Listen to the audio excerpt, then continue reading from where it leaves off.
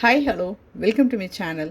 நம்ம சேனலில் ஏற்கனவே 2 to 3 வெரைட்டிஸ் ஆஃப் மோமோஸ் பண்ணியிருக்கோம். இன்றைக்கும் நம்ம மோமோஸ் தான் பண்ண போகிறோம். பட் அதுக்கு சௌசௌ யூஸ் பண்ண போகிறோம். வாங்க இந்த சௌசௌ மோமோஸ் பண்ணுறதுக்கு நமக்கு என்னென்ன பொருள் வேணும் அப்படிங்கிறத பார்க்கலாம். நம்ம எல்லாருக்குமே தெரியும் மோமோஸ் ரொம்பவே ஹெல்த்தியானது. நம்ம அதுக்கு கோதுமை மாவு தான் யூஸ் பண்ண போகிறோம், சௌசௌ யூஸ் பண்ண போகிறோம். எல்லாமே ஹெல்த்தி.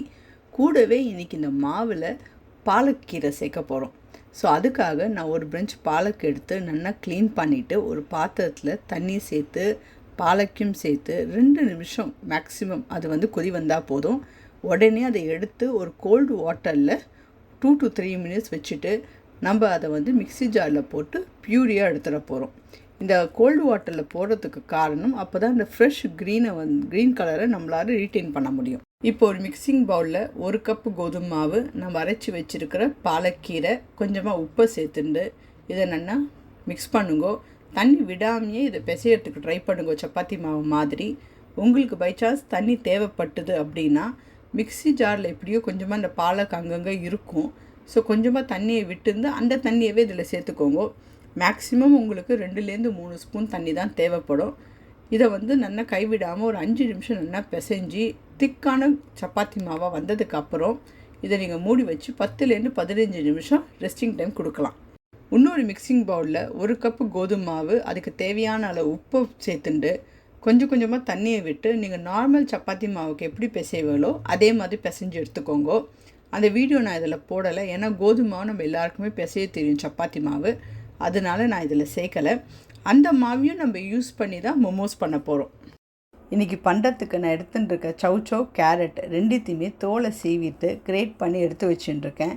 இந்த கிரேட் பண்ணதை ஒரு 10 நிமிஷம் நம்ம டிஸ்டர்ப் பண்ணாமல் விட்டோம் அப்படின்னா இந்த அளவுக்கு தண்ணி அந்த காய் விடும். நீங்கள் அதை ஸ்க்வீஸ் பண்ணி எடுத்து வச்சுக்கோங்க இன்னொரு பாத்திரத்தில்.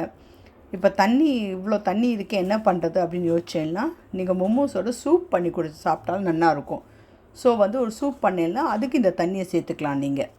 இப்போ நம்ம எடுத்து வச்சுருக்கிற ஸ்க்வீஸ் பண்ணி எடுத்து வச்சுட்டுருக்க சௌசௌ கேரட்டில் பொடி பொடியாக நறுக்கி வச்சுருக்கிற வெங்காயத்தை சேர்த்துண்டு கூடவே இதுக்கு தேவையான அளவு உப்பு, பொடி பொடியாக நறுக்கி வச்சுருக்கிற கொத்தமல்லி இதெல்லாம் சேர்த்து நல்லா மிக்ஸ் பண்ணிவிடுங்க.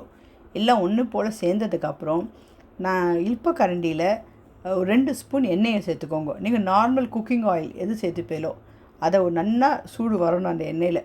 அப்போது அந்த சுட சுட இருக்கிற எண்ணெயை இந்த மிக்ஸ் பண்ணி வச்சுக்கிற சௌசௌ கேரட்டில் விடுங்கோ. கூடவே நான் இன்றைக்கி க்ரஷ் பண்ணி பெப்பர் சேர்த்துருக்கேன். இல்லை நீங்கள் பெப்பர் பொடி ரெடிமேடாக வாங்கி சேர்த்துட்டாலும் சரி, போட்டு அதை நல்லா மிக்ஸ் பண்ணி ரெடி பண்ணி வச்சுக்கலாம். இப்போ நம்ம எடுத்து வச்சுருக்கிற மாவெல்லாம் திருப்பி எடுத்து ஒரு நிமிஷம் நல்லா பிசைஞ்சிட்டு நம்ம இந்த ஃபில்லிங்கை ஃபில் பண்ண ஆரம்பிக்கலாம். இப்போ இந்த மோமோஸ் பண்ணுறதுக்கு நம்ம 2 கலர் மாவு யூஸ் பண்ண போகிறோம். ஒன்று நார்மல் கோதுமை மாவு, ஒன்று பாலக்கீரை சேர்த்துட்ட கோதுமை மாவு. ஃபஸ்ட்டு பாலக்கீரை சேர்த்துன கோதுமை மாவுலேருந்து கொஞ்சமாக போர்ஷன்ஸ் எடுத்து நல்லா பிசைஞ்சு தனியாக எடுத்து வச்சுக்கலாம். அடுத்தது நம்மளோட கோதுமை மாவை எடுத்து அது கொஞ்சம் நிறைய எடுத்துக்க போகிறோம். ஏன்னா நம்ம பாலக்கீரை மாவை ஸ்டஃப் மாதிரி வைக்க போகிறோம் கோதுமை மாவுக்குள்ளே. ஸோ அதனால் நம்மளோட நார்மல் கோதுமை மாவு கொஞ்சம் நிறைய எடுத்துட்டு அதையும் நல்லா ஒரு வாட்டி பிசைஞ்சிக்கோங்க. அதுக்கப்புறம் இதுக்கு ரோலிங் பின் இப்போ தேவைப்படாது. நம்ம ரோலிங் போர்ட்லேயே நம்ம சப்பாத்தி மாவை ஃப்ளாட் ஆக்கிட்டு கொஞ்சம் திக்காக ஃப்ளாட் ஆக்கிடுங்க. அதுக்கப்புறம் அதில் பாலக்கீரை இருக்கிற மாவை நல்லா ரோல் பண்ணிவிட்டு அதை நடுப்புற வச்சு மொத்தமாக இதை கவர் பண்ணுங்க நம்மளோட நார்மல் கோதுமை மாவால். இப்போ பார்த்தேன் அப்படின்னா உள்ளுக்குள்ளே தான் பாலக்கீரை மாவு இருக்கும். இப்போ உங்களுக்கு தெரியாமல் நமக்கு வெளில தெரியாது. ஸோ நம்ம இதை சுற்றி நம்ம நார்மல் கோதுமை மாவு இருக்கும். இதை நல்லா ரோல் பண்ணுங்க. நம்ம எப்படி பூரிக்கு கட் பண்ணுறதுக்கு முன்னாடி ரோல் பண்ணி வச்சுருப்போம் இல்லையா, அந்த மாதிரி இருக்கும். ஒரு நைஃபால் சின்ன சின்ன பீசஸ் போட்டுடலாம் அதை. அதுக்கப்புறம் நம்ம எப்படி பூரிக்கு இடுவோமோ அதே மாதிரி அந்த மாவை நல்லா கையில் ஒரு வாட்டி நல்லா உருட்டிட்டு அதுக்கப்புறம் ரோலிங் போர்டில் வச்சு பூரிக்கு எப்படி இடுவோமோ அதே திக்னஸில் இருந்தால் போதும். ஏன்னா இது எப்போவுமே நான் சொல்கிறது, மைதா மாவுனா ரொம்ப தின்னாக இடலாம். ஏன்னா நம்ம இழுக்க மைதா மாவு வரும். கோதுமை மாவு அந்த அளவு நம்மளால் இழுக்க முடியாது. அதனால பூரிக்கு நீங்கள் எப்படி இடுவீங்களோ அந்தோட திக்னஸில் இட்டால் மட்டும் போதும்.